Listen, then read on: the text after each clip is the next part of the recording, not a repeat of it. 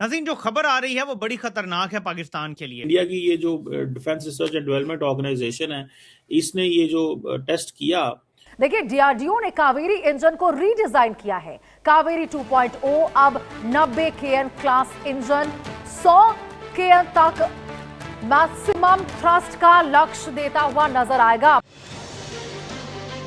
तो हमें तो अपनी सिक्योरिटी का खुद बंदोबस्त करना होगा, हमें खुद उसका इंतजाम बनाना होगा। कावेरी 2.0 की बात कर रहे हैं तो 90 किलो न्यूटन की बात कर रहे हैं। डीआरडीओ ने एक ऐसा बड़ा मास्टर स्ट्रोक खेल दिया है जिसने अमेरिका के सभी प्लान्स पर पानी फेर दिया। हमारे पास एयरक्राफ्ट कैरियर मौजूद नहीं है, तो क्या हम यहाँ पर लैग कर रहे हैं? तशवीशनाक डेवलपमेंट्स मौसूल हो रही हैं, पाकिस्तानी शहरियों की शहादत।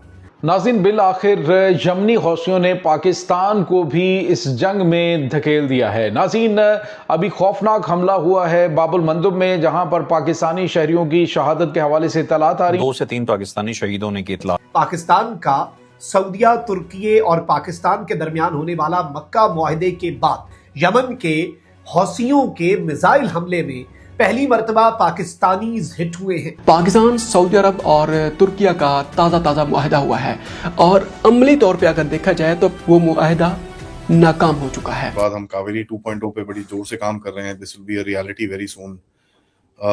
सुनने में आ रहा है कि 15 अगस्त की स्पीच के अंदर भी ये सब चीजें हैं। जय हिंद दोस्तों, very warm welcome to Hindustan special channel.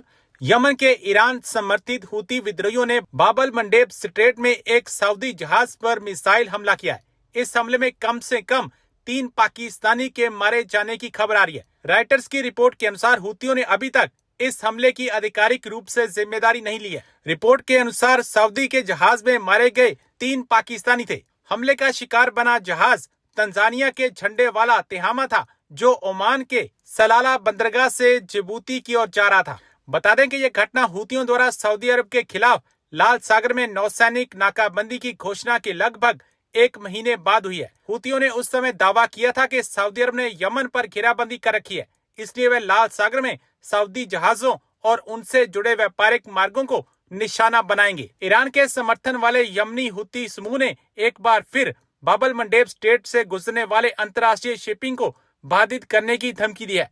इस महत्वपूर्ण मार्ग से दुनिया भर के लगभग 12% व्यापार का आवागमन होता है। कावेरी 2.0 की बात कर रहे हैं तो 90 किलो न्यूटन की बात कर रहे हैं। 70 से 72 और 90 किलो न्यूटन, यानी कि तेजस की रिक्वायरमेंट, तो तेजस की रिक्वायरमेंट फुलफिल हो जाएगी।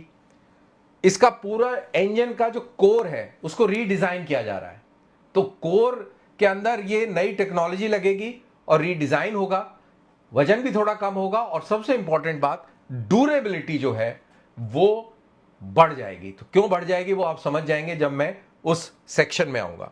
एफिशिएंसी बेटर हो जाएगी, फ्यूल एफिशिएंसी बेटर हो जाएगी, वेट टू थ्रस्ट रेशियो अच्छा हो जाएगा, तो इंजन की परफॉर्मेंस अच्छी हो जाएगी। मैंने बोल ही दिया, इंप्रूव ड्यूरेबिलिटी है और हाई एल्टीट्यूड केपेबल होगा, तो हम जो है चाइना के साथ गेम खेल सकते हैं। तो ये तो रही बात कावेरी 2.0 और कावेरी 1 के कंपैरिजन की। अब कोर की बात हुई कि जी कोर हम इंप्रूव कर रहे हैं, यानी कि कावेरी 1 से हम आफ्टर बर्नर ले रहे हैं और ये फ्रंट सेक्शन ले रहे हैं फैन वाला, टर्बो फैन। अब इंजन को समझते हैं, ये है एक जेट इंजन का कटआउट। अब इसके अंदर क्या देख रहे हैं आप, ये है टर्बो फैन। टर्बो फैन क्या करता है कि बाहर की हवा अंदर सक करता है, और जब एयरक्राफ्ट चल रहा होता है तो ऑब्वियसली हवा जो आती है उसको और प्रेशर से खींचता है और कंप्रेसर के अंदर धकेलता है। कंप्रेसर के अंदर और टाइट फैंस होते हैं, वो एयर को कंप्रेस करते हैं। बहुत हाई डेंसिटी कंप्रेशन के साथ ये एयर इकट्ठा हो जाती है यहाँ पर। और कंबस्टर चेंबर, ये कंबस्टर चेंबर है। इस कंबस्टर चेंबर में जाते ही फ्यूल इंजेक्ट होता है और इग्निशन इसको मिलता है।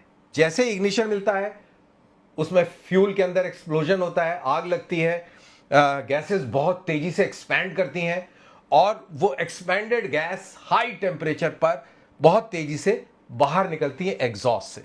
तो हाई प्रेशर टरबाइन जो एग्जॉस्ट साइड में लगे हैं उसको और तेजी से बाहर धकेलते हैं और यहां पैदा होती है थ्रस्ट।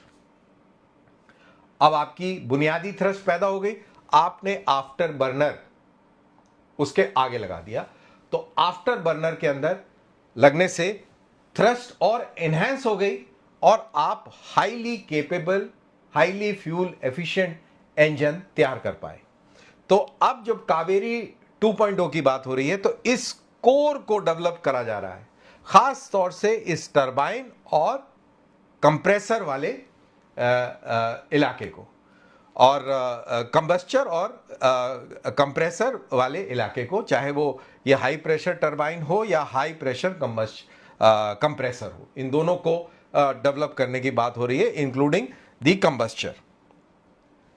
अब टेक्नोलॉजीज हमने क्या डेवलप कर ली? अब टेक्नोलॉजी जो हमने डेवलप करी है वो है सिंगल क्रिस्टल टरबाइन मशरिक़ वुस्ता की सबसे पहले बात करते हैं। पाकिस्तान, सऊदी अरब और तुर्किया का ताज़ा मुआहदा हुआ है और अमली तौर पे अगर देखा जाए तो पहले ही इम्तिहान में वो मुआहदा नाकाम हो चुका है। चलिए जी, सबसे पहले तो मशरिक़ वुस्ता में जो ताज़ा तरीन जो डेवलपमेंट है वो है जनाब पाकिस्तान, सऊदी अरब और तुर्की का जो मुआहदा है। एक मुल्क पर हमला, तीनों ममालिक पर हमला तस्वर किया जाएगा। कल अंसारुल्लाह जो तंजीम है यमन की, उन्होंने सऊदी अरब पर हमला कर दिया है। इस मुआहदे को साइन करने के बाद कहीं से कोई खबर ही नहीं आई, न पाकिस्तान की जानिब से कोई खबर आई है, न तुर्की की जानिब से कोई खबर आई है, कोई उसको जनाब वो रिस्पॉन्ड करना, रिएक्ट बैक करना, रिस्पॉन्ड बैक करना, व्हाटएवर, कुछ भी किसी किस्म की कोई हमें कीवर्ड भी हमें नज़र नहीं आया। किसी अखबार को भी आप उठा के देख लें, इंटरनेशनल मीडिया को अगर आप उठा के देख लें, अंसारुल्लाह तंजीम ने जनाब दावा ये किया है कि सऊदी अरब की जानिब से फाइटर जेट है सना में या अल हुदैदा में, उन्होंने कहा कि वहाँ पर जैसे उन्हें हमला किया है उसके जवाब में हमने ये जो है जेजान में अरामको की एक रिफाइनरी है उसको निशाना बनाया गया। उसके अलावा जुबैल में एक इंडस्ट्री है, ये बेसिकली गैस फैसिलिटी है, इसको निशाना बनाया गया।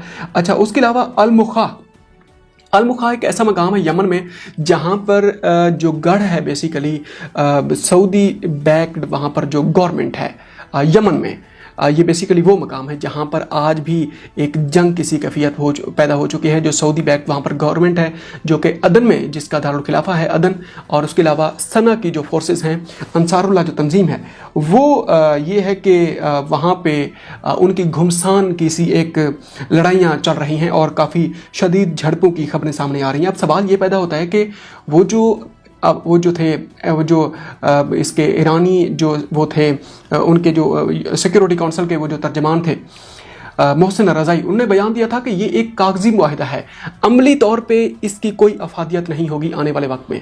आने वाले वक्त में उन्होंने वर्ड यूज़ किया, हमें तो यही लगा कि 2-3 दिन के अंदर इसका फैसला हो जाएगा।